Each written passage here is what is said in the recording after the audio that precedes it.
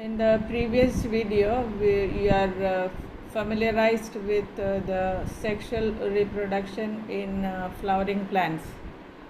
Now, in this video, you will be studying about the human reproduction.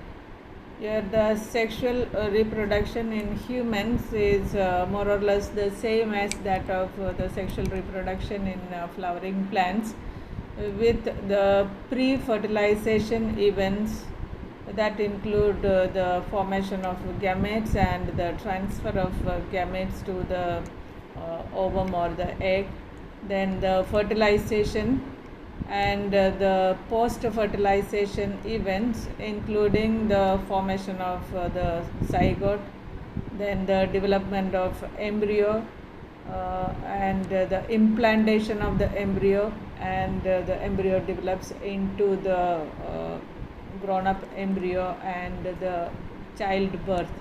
All these processes are involved in the human reproduction. And for the reproductive maturity, the individual, the male or the female, should reach the pubertal stage where the reproductive organs are matured. Then in humans, the male and female reproductive systems are distinctly different, both in structure as well as function. The primary sex organs or the gonads are the testes in males and the ovaries in females. These organs undergo a number of changes during the development and perform basically two functions. As the reproductive organs or the sex organs, they produce the gametes.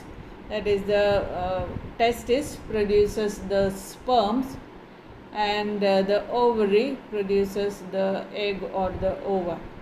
And these sex organs are acting as the endocrine glands as they secrete the sex hormones.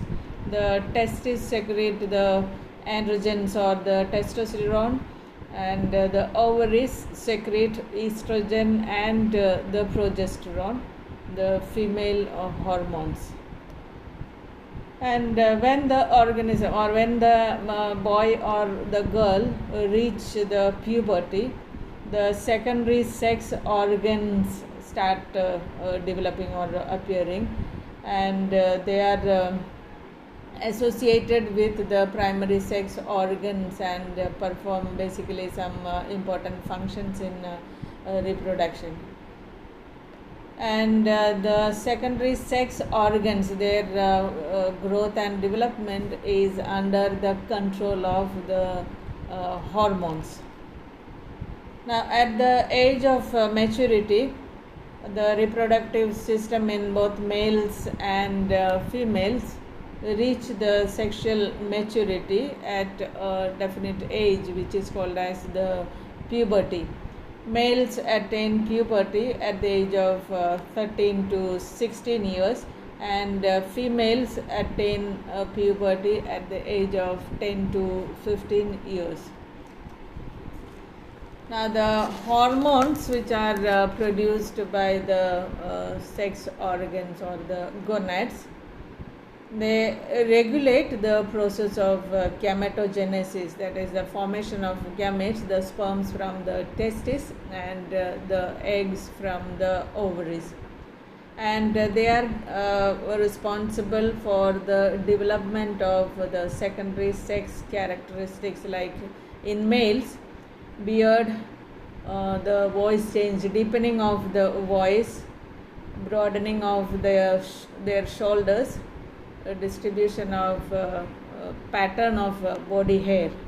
And in females, the secondary sex characteristics are the high pitch voice, development of the mammary glands, and the distribution pattern of body hair. Now we'll study about the male reproductive system in detail. And the male reproductive system includes a pair of testes, various accessory ducts and glands, and the external genitalia. Now the testes are situated outside the abdominal cavity inside a pouch which is called as the scrotum or the scrotal sac.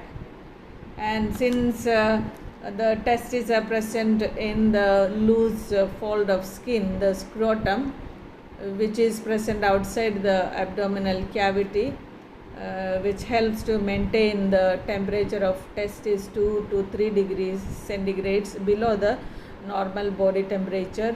And this low body temperature is essential for the formation of the sperms or the spermatogenesis. And the scrotum remains connected to the abdominal or the pelvic cavity by the inguinal canal. And each testis is oval in shape, 4 to 5 centimeters in length and 2 to 3 centimeters in width. And the testis is enclosed in a tough capsule which is called as the tunica albuginea. And the testis is divided into around 250 compartments which are called as the testicular lobules. And each of these lobules contain a number of long coiled structures which are called as the seminiferous tubules. And the sperms or the male gametes are produced in the seminiferous tubules. And around the seminiferous tubules, a group of specialized cells and blood vessels are present. These specialized cells surrounding the seminiferous tubules in the testicular lobule is called as the interstitial cells or Leydig cells. And these interstitial cells are responsible for the production of male sex hormones, the testosterone, the androgens. Now each seminiferous tubule is lined with two types of cells, the male germ cells and the Sertoli cells. Male germ cells are called as the spermatogonia, and these cells undergo meiotic divisions, thereby the sperms are formed. And the Sertoli cells, they provide nutrition to the growing germ cells. Then there are accessory ducts which carry the products of the testis, and the accessory ducts include the rete testis, vasa efferentia, epididymis, vas deferens. Now the seminiferous tubules open into spaces along the inner side of the testis, which is called as the rete testis. And from this, a number of small tubules which are called as the vasa efferentia emerge, and this vasa efferentia fuse in the head of the epididymis, and all the vasa efferentia open into a single highly coiled tube which is called as the epididymis. And this epididymis is on the posterior surface of each testis, which leads to the vas deferens or vasa deferentia. The sperms formed in the seminiferous tubules pass through vasa efferentia and are stored in the epididymis in each testis. they get concentrated and get matured before they enter into the vas deferens. Now, from the epididymis, the mature sperms pass through vas deferens, which is a short straight tube that ascends into the abdominal cavity through the inguinal canal. Vas deferens loop over the urinary bladder and opens into the common urethra. Now, the urethra is called the ejaculatory duct, passes through the penis, which is made up of spongy muscle tissue. This tissue, when filled with blood, causes the erection of the organ. And the urethra opens outside through the external opening called the urethral meatus, and penis is the male external genitalia that facilitates insemination. The enlarged end of the penis is called the glans penis, and which is covered by a loose fold of skin, which is called the foreskin. Now, near the bladder, near the urinary bladder, a pair of glands called the seminal vesicles open into the vas deferens. And a little further to this, another gland called the prostrate gland and a pair of bulbourethral glands, or it is called as the Cowper's gland, also open into the urethra. So the urethra finally receives the secretions of these glands, sperms, and the urine from the urinary bladder. The sperms are produced in the testis and they travel through the duct system, and they are discharged through the urethra. And the urethra passes through the penis and empties to the exterior.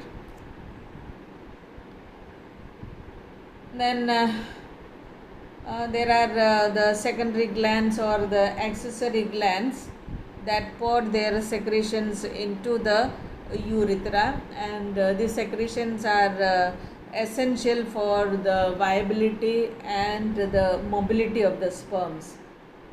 These secretions also provide proper pH, ionic strength to the medium.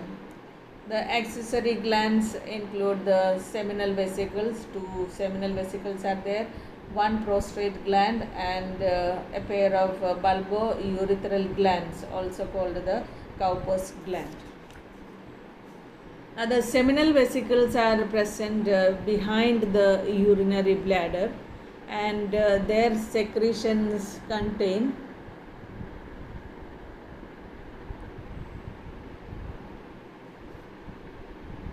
spermatozoa activating substances like the fructose, citrate, inositol, prostaglandins, and various other proteins.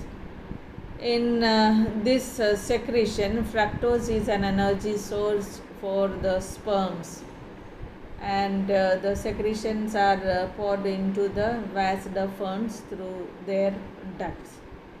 Then there is the prostrate gland, which is a spongy gland, which adds the alkaline secretion to the fluid, thereby neutralizing the acidic secretions which is present in the vagina of the female.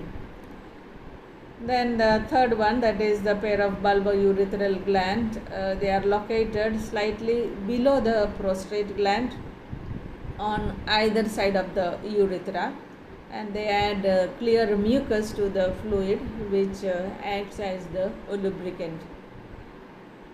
The secretions, the fluid mixture that contains the products of testis, that is the sperms or the spermatozoa, fluid from the seminal vesicles, the prostrate gland, and the bulbourethral gland, is called the semen. So the fluid mixture, which contains the secretions of all the accessory glands and the sperms, is called the semen. The follicle stimulating hormone and the luteinizing hormone FSH and LH from the anterior pituitary gland regulate the growth and functioning of the seminiferous tubules and the Leydig glands, Leydig cells, and the Leydig cells secrete testosterone, which regulates the functioning of the secondary sex organs.